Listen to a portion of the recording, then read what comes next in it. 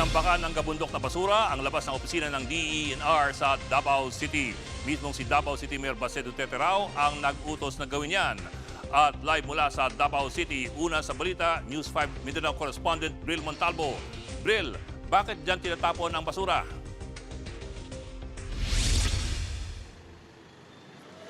Bok, ipinag-utos siya ni Davao City Mayor Baste Duterte dahil 2 linggo nang hindi pwedeng tapunan ng basura ang gumuhong sanitary landfill sa lungsod.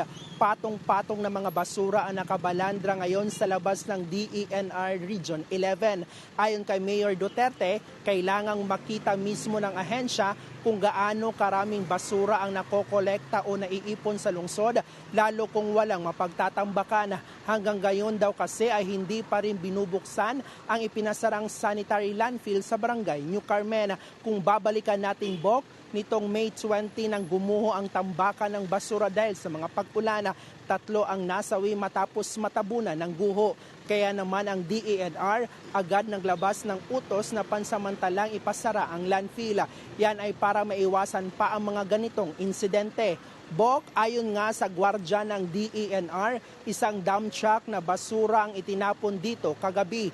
Pakinggan natin ang kanyang pahayag. Baho mo gina siya. Napakabaho talaga. Halos lahat ng dumadaan dyan ang tatakip ng kanilang ilong. Nagsusuot na lang ako ng face mask para sa aking kalusugan. Bril, doon sa 2 linggong yun, saan-saan pa tinatapon ang mga basura ng mga taga Davao City?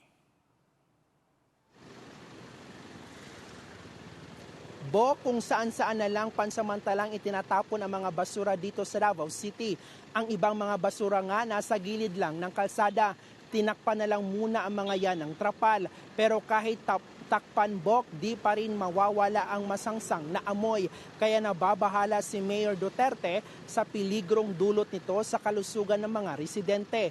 Wala rin daw kasing ibinigay na petsa ang DENR kung kailan nila muling bubuksan ang landfill. Maging ang mga residente na mumroblema na rin sa mga hindi nakukolektang basura. Narito ang pahayag ng nakausap nating residente. Medyo na-hassle siya. Medyo hassle talaga siya kasi natatambak siya. Hindi katulad dati na kada linggo talaga siyang kinukolekta, kada Sabado. Ngayon, nakatambak pa talaga ang basura. Bok, ano namang sabi ng DENR tungkol dito at kailan daw nila bubuksan itong sanitary landfill?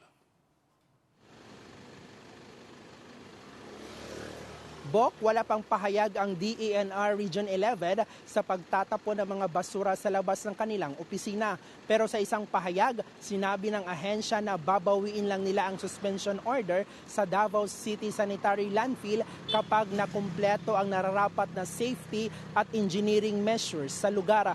Patuloy raw ang araw-araw na inspeksyon doon ng kanilang technical teams. Makikipag-ugnayan din daw ang ahensya sa City Engineers Office at City Disaster Risk Reduction and Management Office para magabayan ang rehabilitasyon sa landfill.